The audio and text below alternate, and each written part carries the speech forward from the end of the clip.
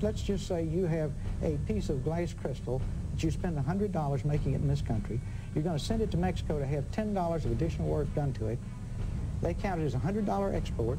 Then they count it as $100 to come into Mexico from the U.S. Then they count it as a $110 import back in the United States.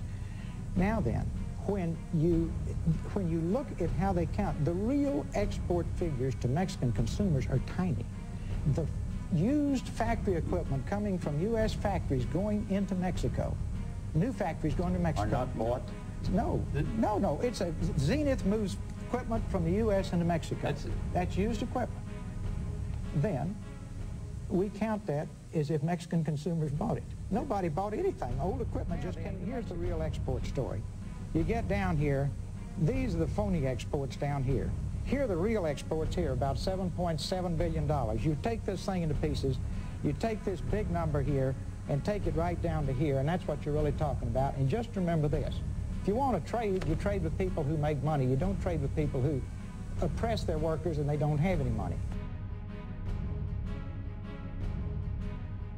Here's what's happened to our trade surplus, and these figures are net figures. It takes into account everything that he's talking about in that small category. In 1987, before Mexico started lowering its taxes at the border, its tariffs, we had a $5.7 billion trade deficit with Mexico. After 5 years, the goods we make and sell into Mexico, the volume has been growing twice as fast as the goods they make and sell in the United States. So last year, we had a $5.4 billion trade surplus. Now, if that trend continued for another 2 years, and NAFTA will, by removing those barriers, greatly accelerate it, we will have a larger trade surplus with Mexico than with any country in the entire world. We are 85% of the market. Canada is 11% of the buying power. Of the total three markets. And Mexico is only 4%. People who don't make anything cannot buy anything. Never forget that.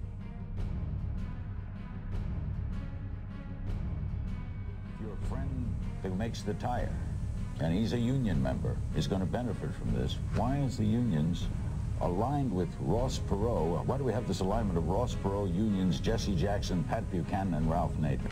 Because some of them make the same mistake that, with all due respect, Mr. Perot makes.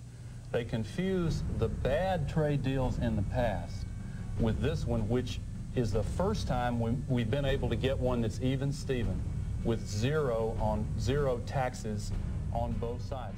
You know,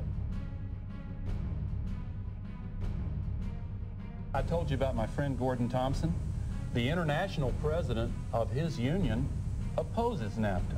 Gordon Thompson has taken the time to look at the facts, and he supports NAFTA. Let me tell you who else has taken the time. Every living former president of the United States in both parties, the two-termers and the one-termers. Every former Secretary of State, every former Secretary of Defense, Secretary of Treasury, every living Nobel Prize winner in economics, conservatives, liberals, everyone in between, they've never agreed on anything. Wait, let me just finish this one point. And distinguished Americans from Colin Powell to Tip O'Neill to Rush Limbaugh, Ross Perot Jr., the head of his business, Morton Meyerson, Orville Swindle, the head of United We Stand last time, and Ross Perot Sr. supported it until he started running for president and attempting to bring out the politics of fear. Now, a good deal will sell itself, folks, just plain talk. 4 former presidents came out for it and couldn't sell it. All the secretaries of state came out for it and couldn't sell it. We had satellite going across 200 auditoriums across the country. That didn't sell it. Got Lee Iacocca for it. That didn't sell it. $30 million coming out of Mexico, and that is rotten and that is wrong, and that didn't sell it. $35 million coming out of corporate America to try to get out of this country, go south of the border and hire that cheap labor, and that didn't sell it. Let me know. This dog just didn't hunt. There have been 23 studies of the impact of NAFTA on jobs in the United States. 22 of them have shown that it will cause an increase in jobs in the United States. The one that didn't showed that there would be a decline in illegal immigration, and they counted all of the illegal immigrants as holding jobs, and when they were taken out of the picture, they said that was a decline. Everybody else says it increases jobs in the United States.